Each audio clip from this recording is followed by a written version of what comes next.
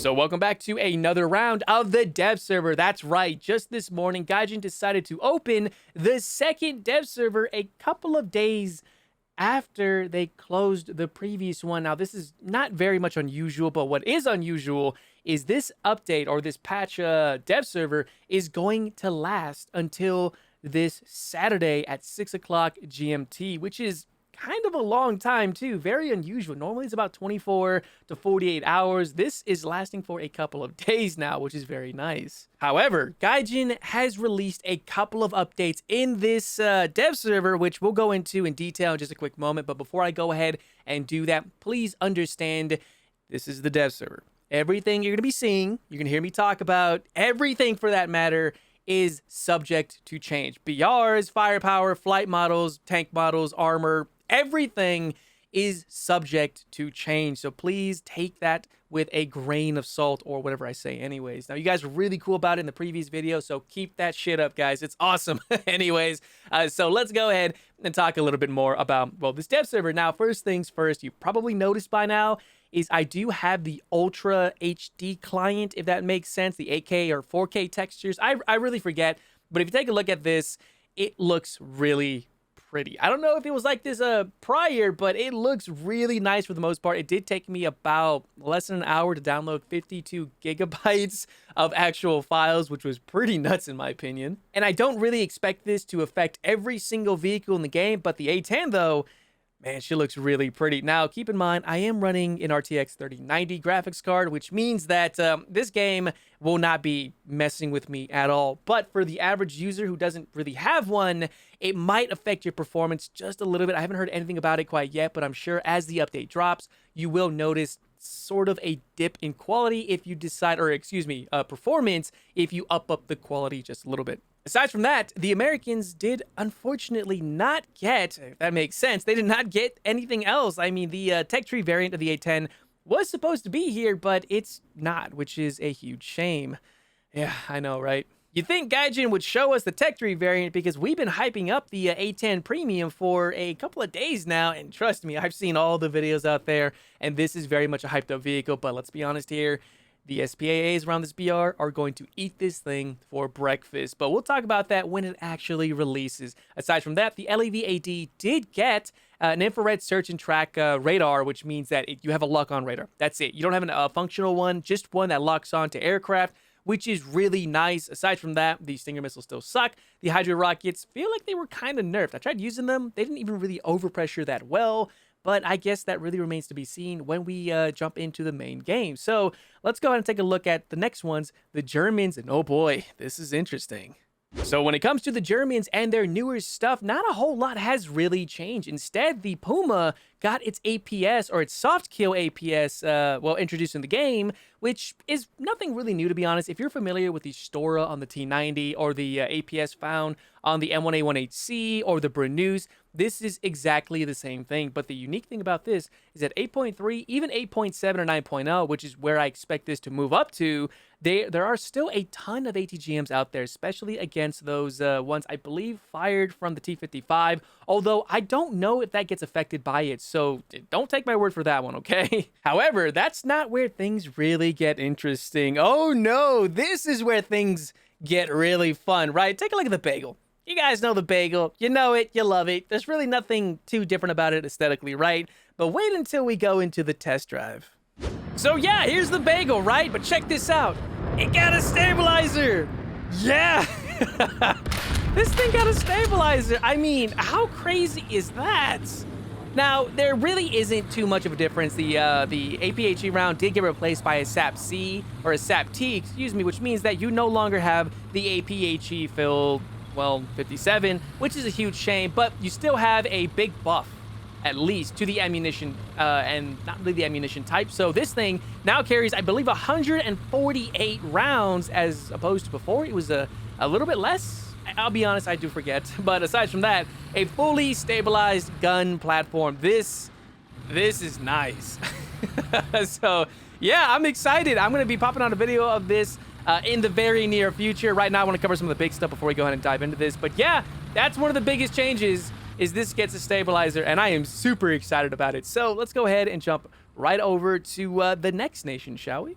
Not a whole lot going on for the Russians, at least not from what I could notice. I mean, really nothing else in the tech tree right here, aside from the T55 AMD1, which did get a correction when it comes to the APS. So now the APS fires, I believe, in sectors now. So you have 2, 2, 2, and 2. Now, let me go ahead and show you exactly what I mean in a test drive. So if you take a look at this, at the bottom left-hand corner right here, you'll see that it now has different zones, which can and will be depleted. So you kind of have to utilize the APS a little bit correctly, meaning that, oh god, that is so loud. Thank you in post. I can actually correct that so it's not too loud for you guys, but it is for me. Now, anyways, what this means is that once you lose some of the APS in the front, in certain areas, that area is no longer protected until you refill it over into a cap point. So it does take a little while to do so, but for the most part, it is there. It's really nice, and this is, again, the lowest BR vehicle that is going to have a hard kill APS, at least to my knowledge, and that's really it with the Russians. So let's go over to the next nation, shall we?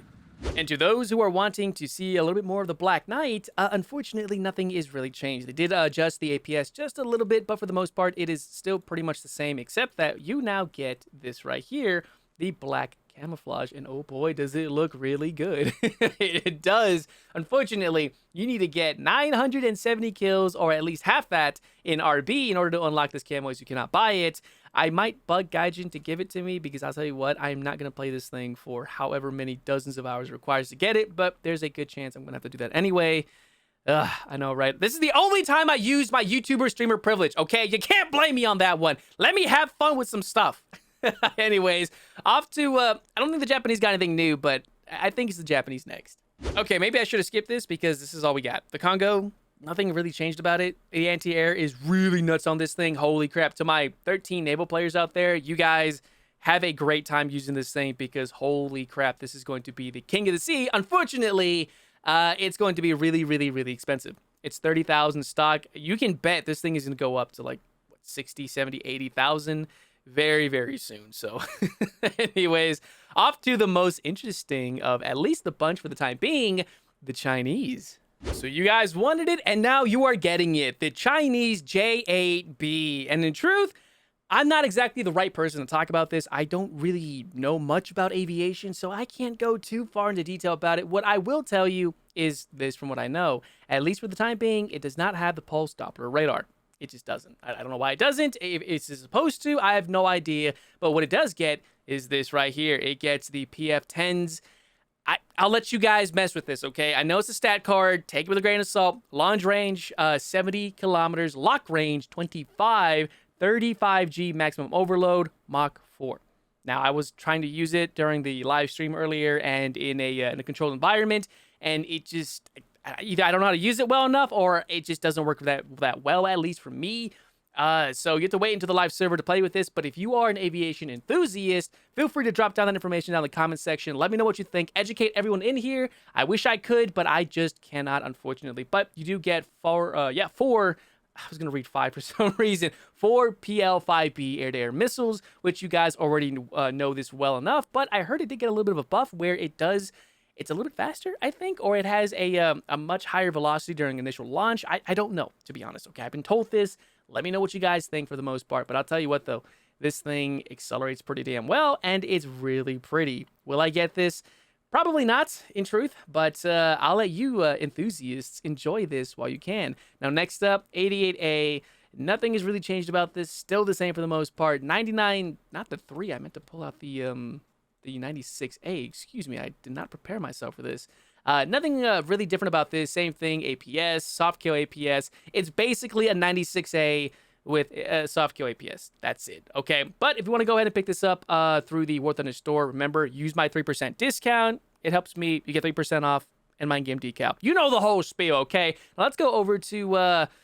I'm going to skip the Italians because there's nothing there, guys. I'm sorry. Let's go over to the French now. Okay, maybe I should have skipped over the French too because there's nothing really new here. But this thing, though, the ALC BIS, I can't wait for this thing. It's like a little toe thumb. I'm not kidding. You ever have one of those weird friends of yours that just has like a weird toe thumb? That's exactly what I thought about. One of my very good friends had one.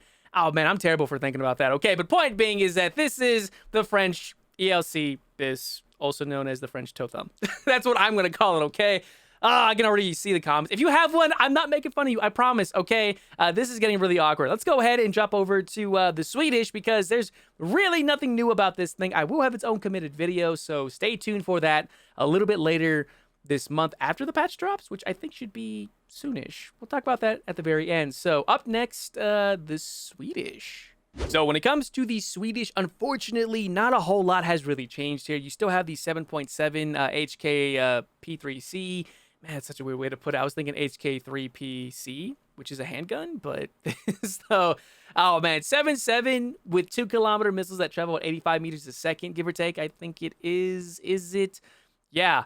Yikes, man. You know what? At least this is not WASD guided. Imagine if it was. Man, that would suck. But then again, you have the HKP2, which is an Alouette at 7.7. Now, taking a look at the AHS, it's just, I pretty much put some G into this to spade it, just to show you guys. And not really a whole lot with it, except that I just noticed the RB74s are basically AIM-9Ls. 3-kilometer all aspect, 6-kilometer rear aspect. It does have 30G overload. I know it's a stat card. Take it with a grain of salt.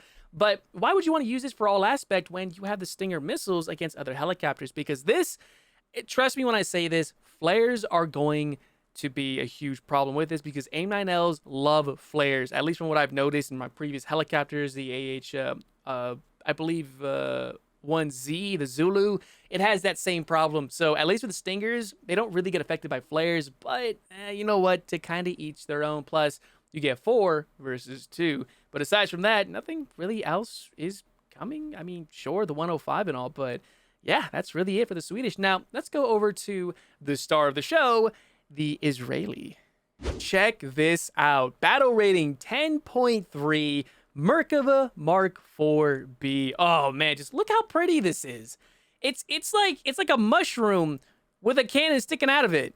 It's great, isn't it? Now, the armor isn't modeled, as you can see right here. Right now, it only says cast homogeneous. It's not 30 millimeters. I know it's not. I know there's composite material in here, but I don't really expect it to stay like this, especially when it drops. But then again, classified stuff does get a little tricky to play with for the most part. But this is the Mark IV. Now, what makes this so different from, say, the 3D? Well, this has a 1,500 horsepower engine, and it goes 64 kilometers an hour, and it reverses at the same speed. Now, is this subject to change? I have no idea. I'm just going to say it's going to stay like this. I hope it does, because, man, this is really nice for the most part.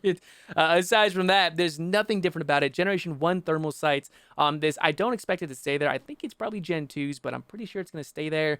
Gunner optics 8 times. Commander sight 4 to 20 times. No commander thermal, however, but 20 times in this thing, which is going to hold down really well. Yeah, that's actually pretty neat for the most part. But, man, I'm telling you, that 64 going in reverse is pretty damn good. Aside from that, this is very much incomplete. So off to the next one here, the Gal Batash, or Batash. I can't say it. This is basically a Merkava M60. I'm not even kidding. It looks exactly like it. The armor is not modeled correctly, but it does have ERA. Only good against chemical, not kinetic. This is basically a slightly prettier prettier looking AMBT M60. I'm sorry, guys. It's been a very long day. We just got done looking at houses, and I'm just tired, okay? So bear with me, okay? Now, a little bit further about this, or going further about it, is it's pretty much the normal M60 as you would find, except that the gunner sight 6 to 12 times, which is really nice. It does have a commander sight 2 to 8 times, and it does have the M426, which is pretty much DM33105, Generation 1 thermal sights, no commander thermal sights, I believe it was. I mean, I can't really blame it. You can see it right here. Yeah, no commander sight for thermals at least. It does move pretty well for the most part. 1,200 horsepower engine, 60 kilometers an hour, and it does have a pretty crap reverse speed. I mean, come on. It's an M60, right? This is pretty much what happens with them. So, yeah, anyways, off to the next one, which is, I think, the tar tank. Holy crap. This is not done. It's just, if you guys know the 279, yeah, it's pretty much the same thing, more or less, except that this is not the actual skin. But I want this. Can I have this? Gaijin, can you guys just let me have the all-black skin? That would be super awesome. And next up, Magash 6A is the same thing. The Mach-Bet is the same thing. But there's another vehicle here that did get introduced. I believe it's the Toronto F? Where is it? there is another vehicle here that I completely missed. I think it's the 4S here. I don't know if I showed you this in the last video, but I'm going to pull it out anyway. Yeah, that's basically a T55 or a T54 without a stabilizer and terrible targeting speed. Vertical targeting speed is even just worse for the most part. But you do have basically, it's the same gun. It's the M68 cannon found on the, I believe on the M60s on a T54 chassis. It's pretty nuts, isn't it? No 12.7, which is a shame. No NVD, no thermal sights, which is another big shame too. But you get all the firepower that you would find with the M60s, right? M152, the M416 smoke shell.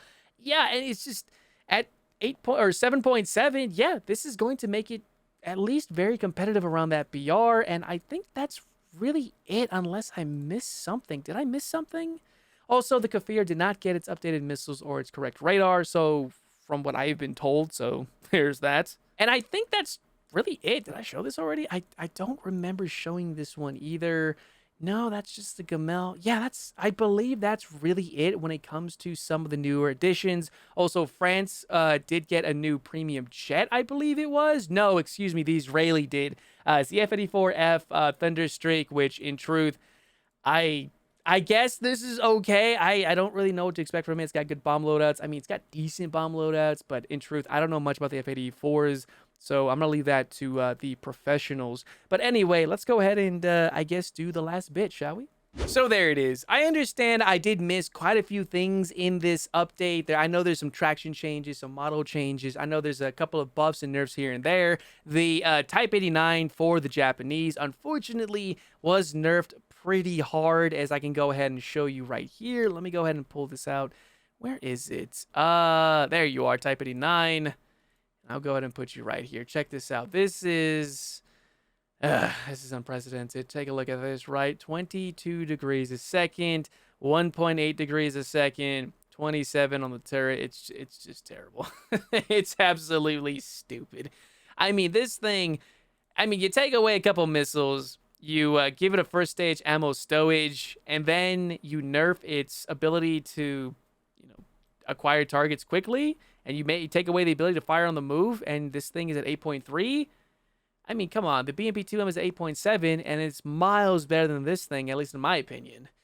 I don't know. But anyways, with all that being said, that's really it. I know I did miss quite a few things, which if I did, feel free to drop a comment down below. I will heart it and kind of educate everyone else for that matter in the comment section. And let me know what you guys think about the upcoming update. And one more thing too, this update is going, or excuse me, this dev is going to last until this coming weekend. So please use the time to bug report. Find all the bugs, report them to Gaijin, make the update day just flawless. I know it's not going to happen, but at least I can try to help you guys with this. And also try to put some time away when this update drops to download the HQ pack, because the game looks really good. I mean, look at those shadows.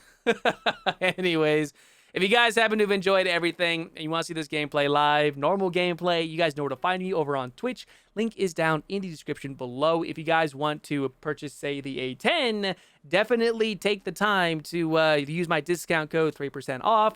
I get that 3%, and you get my in-game decal. And come on, it benefits everybody. So yes, I'm going to shill it out as much as I can. So yeah, that's all I got for you guys. Thank you so much for checking this out. I hope you guys do have a great time in the dev server, and hopefully the update drops maybe next week, maybe next Tuesday or Wednesday. That's just my guess. I don't know when it's dropping. It's just my educated guess. All right, I'm out of here. Thank you guys so much. I'll see you not only in the next video or even the streams, but in War Thunder itself. And maybe I won't find you on the wrong end of this gun. We'll see.